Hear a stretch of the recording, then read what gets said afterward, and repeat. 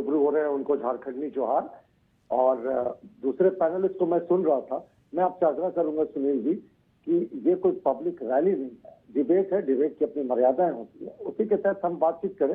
सामान्य बातचीत से भी हो सकता है, आवाज को तेज करके हाथ को इशारा करके बोलने से आप अपने बातों को अच्छे से रख पाए, ये बिल्कुल कोई औचित्य नहीं होता इसका।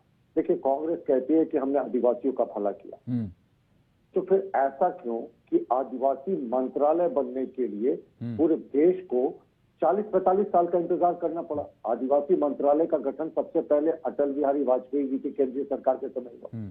अगर कांग्रेस को आदिवासियों की इतनी फिक्र थी तो देश को पहला गवर्नर बनने में करीब 50-60 वर्ष का समय क्यों लगा? द्रौपदी मुर्मू जी को भारतीय जनता पार्टी के नेतृत्व वाली एनडीए सरकार ने झारखंड का गवर्नर नियुक्त किया था।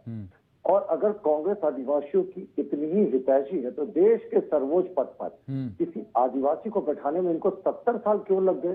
श्रीमती द्रौपदी मुर्मू को भी भारतीय जनता पार्टी ने एनडीए के उम्मीदवार के रूप में बैठाया और वो चुनकर गई और कांग्रेस ने उस समय भी विरोध किया था और यशवंत सिन्हा का समर्थन किया था। तो जब देश के सर्वोच्च पद पर किसी आदिवासी को बैठाने की बात होती है तो कांग्रेस का यही नजरिया रहता है।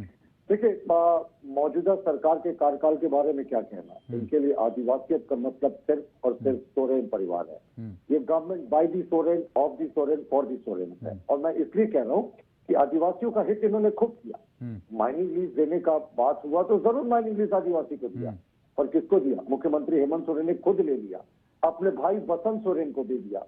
अगर एग्रीकल्चर या इंडस्ट्री पर्पज से लैंड लीज करने की बात हुई तो किसी सनीचरा मुंडा या किसी शुक्रा उरांव को लैंड लीज नहीं मिला, वो मिला माननीय मुख्यमंत्री जी की पत्नी को और माननीय मुख्यमंत्री जी की साली को। तो यही इनके सरकार की आदिवासी प्रेम की असलियत है। हमारा कहना है ना कि इतने वर्ष हो गए, मुख्यमंत्री जी ने कहा था कि हम स्थानीय नीति बनाएंगे, 1932 का खतियान लाएंगे, यहाँ के जो लोकल सेल्फ हेल्प ग्रुप हैं उनके जरिए आदिवासियों को हम सशक्त बनाए, लेकिन हुआ कुछ नहीं। अभी तक एक आदर्श नियोजन नीति सरकार नहीं बना पाई। 4.25 साल का समय हो गया।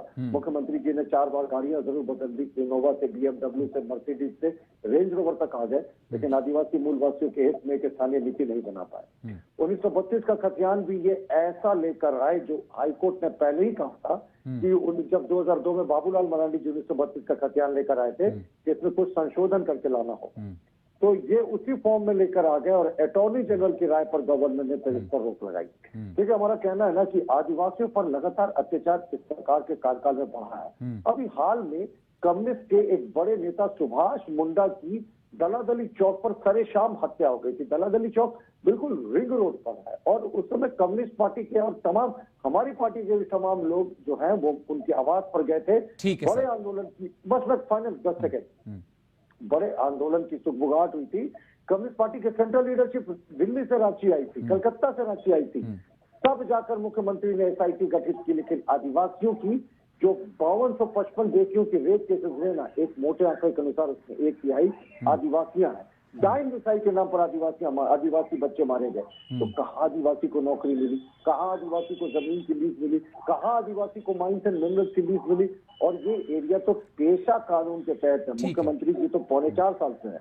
अब उन पर भी प्रश्न उठेगा कि उन्होंने ग्राम सभा। फिरोज जी, जवाब दीजिए, कितनी बातें आपको